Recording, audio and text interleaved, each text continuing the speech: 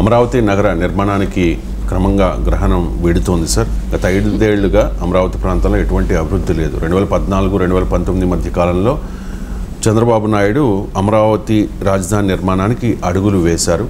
So మళ్ళీ ఇప్పుడు అడుగులు పడుతూ ఉన్నాయి, గ్రహణం వీడుతోంది క్రమక్రమంగా. ఏం జరగాల్సి ఉంది అంటే బదులు జరగాల్సింది లాస్ట్ టైం లాగా కాదు. లాస్ట్ టైం 5 ఏళ్ల పాటు డిజైన్లు ఫైనల్ చేయడంలోనే ఆగిపోయింది. సో గ్రాఫిక్స్, డిజైన్లు, ఫోటోలు, దీనిపైన బాహుబలిలు, వీటిపైన ఆగిపోయింది. ఎప్పుడైనా అధికారం 5 ఏళ్ళకే. సో చంద్రబాబు నాయుడు 20 ఏళ్ళు ఉంటాడు, 30 ఏళ్ళు ఉంటాడని టీడీపీ వాళ్ళు ఆశించవచ్చు, తప్పలేదు. కానీ డెమోక్రసీలో ప్రజలు ఇచ్చే అధికారం 5 ఏళ్ళకే. 5 ఏళ్ల తర్వాత ఏమి జరుగుతుందో ఎవరు ఏమీ చెప్పలేము. 2014లో ఈ మాట చెప్తే మేమే 20 ఏళ్ళు ఉంటాం, అసలు మేము ఇంత అద్భుతమైన పాలన ఇస్తుంటే ప్రజలు ఎందుకు మమ్మల్ని వదులుకుంటారు అని టీడీపీ నేతలు మాట్లాడారు. ఏం జరిగిందో మనం 2019లో చూసాము. అందువల్ల 2024లో అధికారంలోకి వచ్చిన Chandrababu Naidu in the interest of Amaravati చేయాల్సింది ఏంటంటే 2029లో జగన్మోహన్ రెడ్డి వచ్చినా ఇక అమరావతిని ముట్టుకోకుండా చేయాలి. సో అది చెయ్యాలి అంటే గ్రౌండింగ్ కావాలి. ఏదో తాత్కాలిక భవనాలతోనే ఇంకా నడుపుతానంటే కలవది.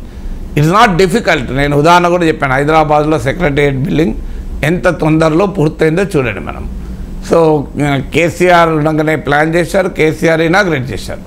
అఫ్కోర్స్ అందులో కొలుదీరే సమయానికి కాంగ్రెస్ అధికారంలోకి రావచ్చు, కానీ బట్ కేసీఆర్ కన్స్ట్రక్ట్ చేసి ఇనాగ్రేట్ చేశారు. అది పద్ధతి. అంటే నేను మొదలు పెడతా, అది ఇంకెప్పుడో అవుతుంది అంటే అప్పటిదాకా ఎవరుంటారు, ఏముంటారు, ఎవరు చెప్పగలరు.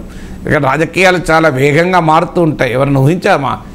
అసలు లోకేష్ చెప్పాడు కదా, మేము ఊహించిన ఈ ఫలితాన్ని మేము కూడా ఊహించలేదు, it was a pleasant surprise అన్నాడు. లోకేష్ ఊహించకపోతే ఇక నాగేశ్వరరావు, రవిశంకర్ ఊహిస్తారా? ప్రాక్టికల్గా సాధ్యమా? సో అందువల్ల ఇది లోకేష్ ఎన్డీటీవీకి ఇచ్చినట్టు చెప్పాడు, మేమేం గెలుస్తామని అనుకున్నాం కానీ ఈ స్థాయిలో గెలుపును ఊహించలేదు, it was a pleasant surprise అన్నాడు. సో అందువల్ల ఎవరికి అంచనాలకు అందని ఫలితం వచ్చింది. అందువల్ల ప్రజలు చాలా వేగంగా రియాక్ట్ అవుతారనడానికి ఇది ఉదాహరణ. అందువల్ల చంద్రబాబు నాయుడు చేయాల్సింది ఏంటంటే వీలైనంత త్వరగా permanent structures, assembly, secretariat, high court, ఈ పర్మనెంట్ స్ట్రక్చర్స్ను ఫుల్ఫిల్ చేయాలి. అంటే రాజధానికి ఒక స్వరూపం వస్తుంది. అల్టిమేట్గా రాజధాని అంటే మిగతా అన్ని తర్వాత. ఇప్పుడు ఢిల్లీకి బాంబేకి ఏం తేడా? ఏ రకంగా చూసినా ముంబై అనేది చాలా వైబ్రెంట్ సిటీ, ఎకనామిక్గా చాలా స్ట్రాంగ్ సిటీ. కానీ ఢిల్లీకి ముంబైకి ఏంటి తేడా? మీకు ముంబై పర్ క్యాపిటల్ జీడిపి ఎక్కువ, ముంబై నగర జీడిపి ఎక్కువ, ముంబై నుంచి వచ్చే ఇన్కమ్ ట్యాక్సెస్ ఎక్కువ. ఏ రకంగా చూసినా ఢిల్లీ కన్నా ముంబై ఎక్కువ. ఒకటి ఏంటంటే ఢిల్లీలో ఉంది, ముంబైలో లేనిది పార్లమెంట్ భవనము, రాష్ట్రపతి నిలయము, కేంద్ర ప్రభుత్వ కార్యాలయాలు. మిగతా అన్నీ ముంబైలో కూడా ఉన్నాయి కదా. సో అందువల్ల అమరావతి రాజధాని అంటే మనం ఎన్ని చెప్పినా ఫస్ట్ థింగ్ ఏంటంటే రాజధానికి సంబంధించిన పొలిటికల్ ఇన్ఫ్రాస్ట్రక్చర్. ఈ పొలిటికల్ ఇన్ఫ్రాస్ట్రక్చరు ఇంకా సింగపూర్ అంటూ అదంటూ ఇదంటూ జాప్యం చేయడము, డిజైన్లు దగ్గర ఆగడం కాదు. వితిన్ 6 months ఈ డిజైన్స్ పూర్తి చేసి వితిన్ 1-2 yearsలో గ్రౌండింగ్ కావాలి.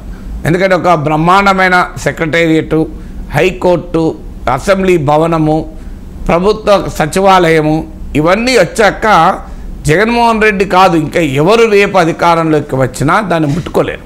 So that should be done. ఇప్పుడు రేవంత్ రెడ్డి ముఖ్యమంత్రి అయ్యాడు, సెక్రటేరియట్ని వదులుకున్నాడా? ప్రగతి భవన్ వదులుకున్నాడా? ఇక్కడ ఒక స్ట్రక్చర్స్ ఏర్పడ్డాక అంత ఈజీ కాదు వదులుకోవడం. నిజంగా చంద్రబాబు నాయుడు మొదటి టర్మ్లోనే ఈ పని చేస్తుంటే జగన్మోహన్ రెడ్డి అంత సులభంగా అమరావతిని వదులుకునేవాడు కాదు, వదులుకోవడం అవకాశం కూడా వచ్చేది కాదు.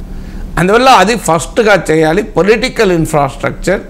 సో బ్రహ్మాండమైనటువంటి భవనాలు కట్టడానికి కేంద్ర ప్రభుత్వం కూడా సహాయం చేస్తుంది, చేయాల్సిన బాధ్యత ఉంటుంది, ఎందుకంటే అది విభజన చట్టంలో ఉంది. సో ఇక్కడ వరకు. రెండవది ఇది ఒక అవకాశం, న్యూ సిటీ నిర్మాణం, గ్రీన్ఫీల్డ్ సిటీస్ అంటారు, చాలా రేర్గా అవకాశం ఉంది. మీరు ఇప్పటికీ చూడండి, చండీగఢ్ లాంటి సిటీ భారతదేశంలో ఇంకోటి లేదు. So because it's a planned city. ఇప్పుడు Hyderabad is not a planned city, అందుకే మీకు ఈ రకంగా ఉంటుంది. సో మీకు ప్లాన్డ్ ప్రాంతం, ఇప్పుడు సైబరాబాద్ ప్రాంతం కొంత ప్లాన్డ్, మీకు ఫైనాన్షియల్ డిస్ట్రిక్ట్ ఈ ప్రాంతం కొంత ప్లాన్డ్, అందుకే మీకు బెరుగ్గా ఉంటుంది, మీకు యాకుత్పురా లాగా ఉండదు కదా. సో అందువల్ల ఒక ప్లాన్డ్ సిటీగా దీన్ని డెవలప్ చేయడానికి హైలీ టెక్నాలజీ ఇంటెన్సివ్ సిటీగా డెవలప్ చేయాలి. ఎందుకంటే ప్రపంచం మారిపోతుంది. Next 40 years, next 50 years technology నడిపించబోతుంది. ఎందుకంటే అందులో చంద్రబాబు నాయుడుకు సాంకేతిక పరిజ్ఞానం వద్ద ఆసక్తి కూడా ఎక్కువ. ఇది టెక్ సావీ లీడర్ కనుక బహుశా భారతదేశంలో ఇంత టెక్నాలజీ ఆసక్తి ఉన్న టెక్ సావీ సీఎం ఇంకోరు లేరు. మనం ఈవెన్ చంద్రబాబు నాయుడు ప్రత్యర్థులు కూడా అంగీకరించే ఫ్యాక్ట్ నేను చాలాసార్లు చెప్పాను.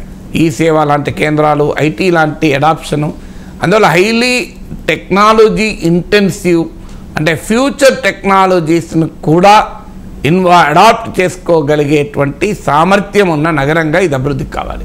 మూడవది గ్రీన్ ఫీల్డ్ సిటీ. ఇది గ్రీన్ ఫీల్డ్ అంటే కొత్తగా నగరం అంటే ఉన్న నగరానికి రూపురేఖలు అంగులు దిద్దడం కాకుండా ఇప్పటి వరకు లేని నగరాన్ని నిర్మిస్తున్నారు.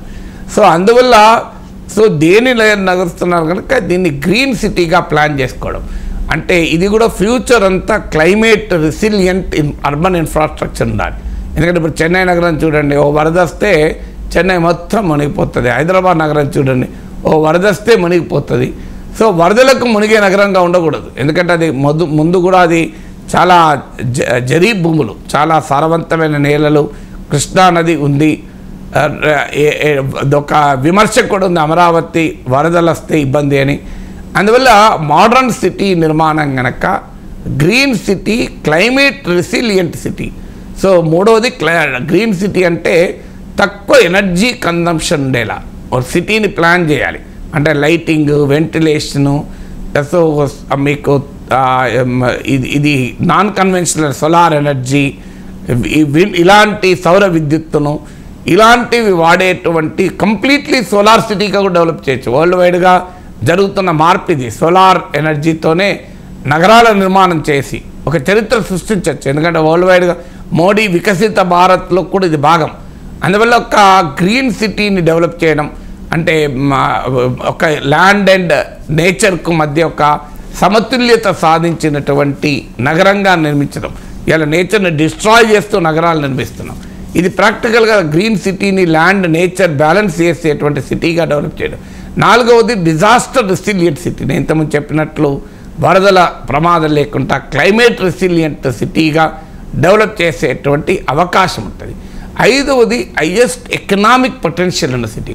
అల్టిమేట్గా ఒకప్పుడు నగరాలను నెగటివ్గా చూసేవాళ్ళు, పల్లెల్లోనే ఉండాలి, పల్లెకు రావాలి అని. పల్లెలు ఇప్పుడు ఎంత అవసరమో నగరాలని ఎకనామిక్ ఆపర్చునిటీగా చూస్తున్నారు. అందువల్ల it should be a city of innovation, ఒక నవీన ఆవిష్కరణల నగరంగా ఉండాలి.